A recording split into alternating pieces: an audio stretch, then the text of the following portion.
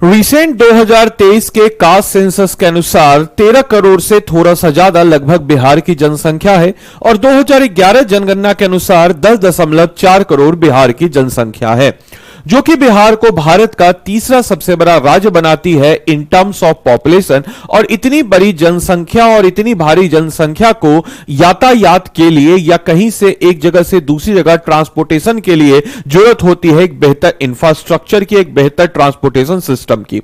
और long term हो या शॉर्ट टर्म हो, रेलवे से ज्यादा बेहतर एक आम लोगों के लिए बेहतर ट्रांसपोर्टेशन तो कोई हो ही नहीं सकता है। हालांकि इतनी जनसंख्या क्यों है हमारी, ये अलग चर्चा का विषय है, लेकिन आज हम लोग बात करने वाले हैं कि बिहार जो ज्यादातर उपेक्षित रहा है, हमेशा से हम देखते हैं जो 40 लोकसभा सीट देता है, इसके बावजूद भी बिहार में उस स्तर का डेवलपमेंट नहीं आ रहा है। हालांकि इतनी जनसंख्या क्यों है, ये इसके ऊपर भी एक वीडियो अलग से बनाया जा सकता है, जिसपे हम आगे कभी चर्चा करेंगे कि आखिर क्यों हम लोग इतना ज्यादा पॉपुलेशन एक्सप्लोजन हमारे बिहार में है।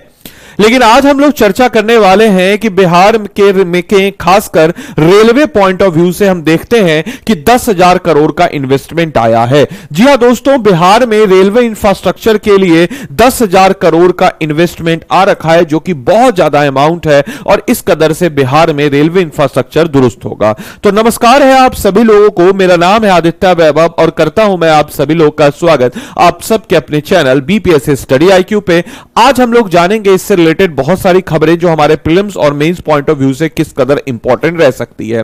तो नए साल में बिहार जो है चमकने वाला है और ऑब्वियस सी बात है कि हालांकि इसको कई लोग चुनावी मोटिव भी बोल रहे हैं, जो कि मोर और लेस सही भी हो सकता है, गलत भी हो सकता है, वो अलग चर्चा का विषय, उसमें हमें नहीं पढ़ना है। हमें पढ़ना है कि कोई भी जो योजना आ रही है उस योजना को देखना है और एट द एंड देखा जाए तो बिहार का फायदा हो रहा है तो अच्छी बात है। कोई अगर किसी की नजर चुनाव के समय ही पड़ रही है तो चलिए ठीक है, बढ़िया है, पड़ रही है, पढ़नी चाहिए।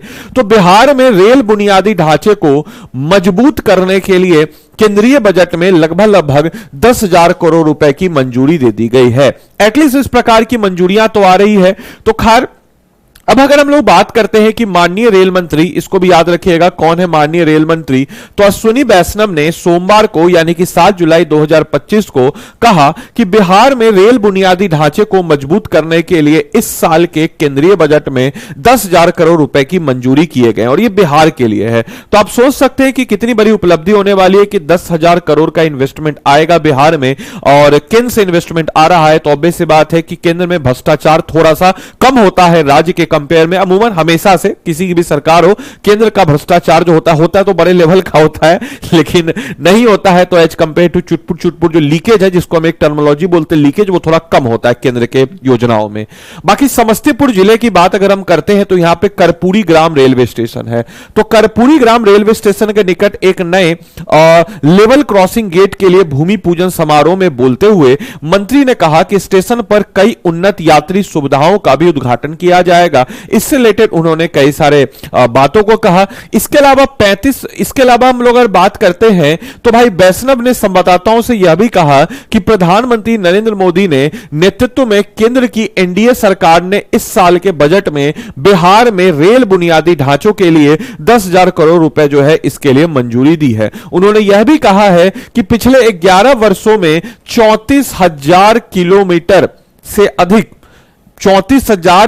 से अधिक नई रेलवे पटरियां बिछाई गई है और तकरीबन 1300 स्टेशनों को आधुनिक अमृत भारत स्टेशनों के रूप में पुनर्विकास जो है किया गया है। तो रेलवे में हम कह सकते हैं कि चलो पहले से थोड़ा रेलवे बेहतर हुआ, आपने भी देखा होगा, खासकर क्लीननेस पॉइंट ऑफ व्यू से आप अगर नोटिस किए होंगे, जहां पे काम हुआ है हम बोलेंगे कि जैसे रोडवे में अच्छा खासा काम हुआ है, रेलवे में ठीक ठाक मतलब काम हुआ है।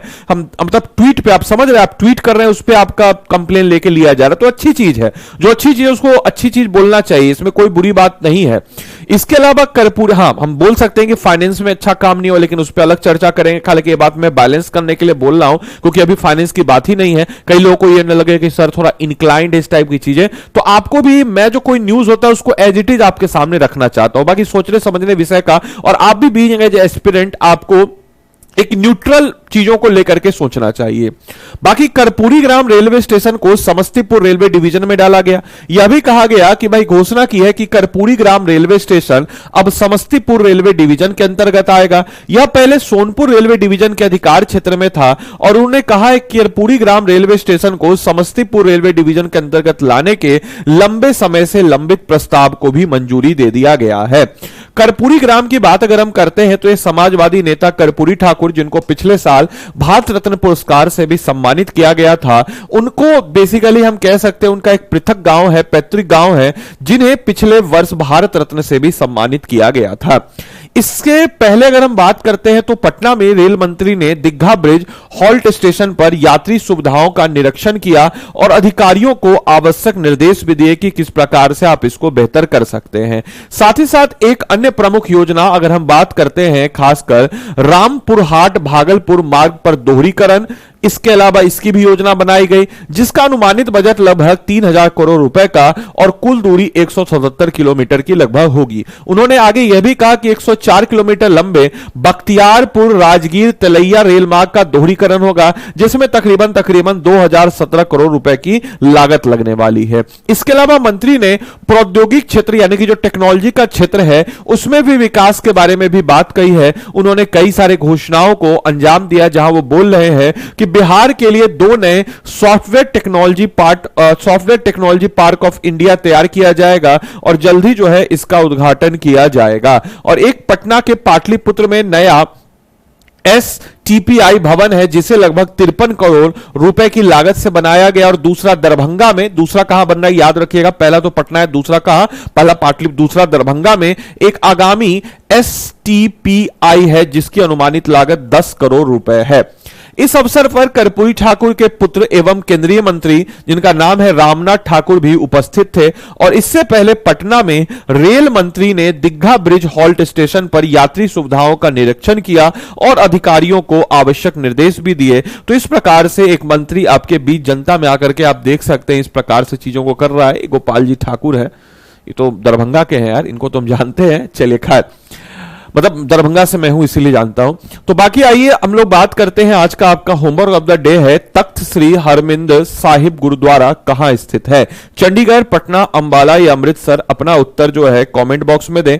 बाकी आप में से कोई भी जन अगर इस क्लास की PDF और मेरे द्वारा प्रोवाइड किए कितने भी स्टडी मटेरियल्स को पाना चाहते हैं तो आप सब लोग इस टेलीग्राम ग्रुप को स्कैन कर ले। ये टेलीग्राम ग्रुप है, इसको स्कैन करके आप इसके साथ जुड़ सकते हैं। अपार्ट फ्रॉम दैट आप में से कोई भी जन, अगर हम बात करते हैं आप में से कोई भी जन अगर हमारे पेड कोर्स के साथ जुड़ना चाहता हो तो पेड कोर्स के साथ जुड़ने के लिए आपको क्या करना है, तो स्टडी IQ के ऐप या वेबसाइट जो भी आपको सहूलियत हो उसमें आप लोग आ जाएंगे। आपको बताते चले कि हमारा जो बिहार PCS का 360 कोर्स है उसका एडमिशन जो है 15 जुलाई 2025 को बंद हो रहा है। इस कोर्स की खास बात आपको बताते चले कि इसमें 9 तरह की सुविधाएं आपको मिल जाती है। पहला है कि लाइव फाउंडेशन कोर्स है, NCERT रिकॉर्डेड कोर्स है, रिकॉर्डेड कोर्स। इसके अलावा आपको लाइव क्लासेस, वीकली ज्ञान या P7 बुक किट यानी कि ऑफलाइन मोड में। मैं आपको बता ही देता हूं कि आप इस कोर्स को कैसे परचेज करेंगे। स्टडी IQ के ऐप या वेबसाइट जो भी आपको सहूलियत हो उसमें चले जाएंगे। यहां पे आप लिख लेंगे 360 और 360 जब आप लिखते हैं दोस्तों तो यहां पे आप जब 360 लिखते हैं तो यहां पे आप देखिएगा कि 360 जैसे ही आप लिखिएगा दोस्तों, कहां गया 360 जैसे आप लिखिएगा, देखिए बिहार PSC 360 आ जाएगा।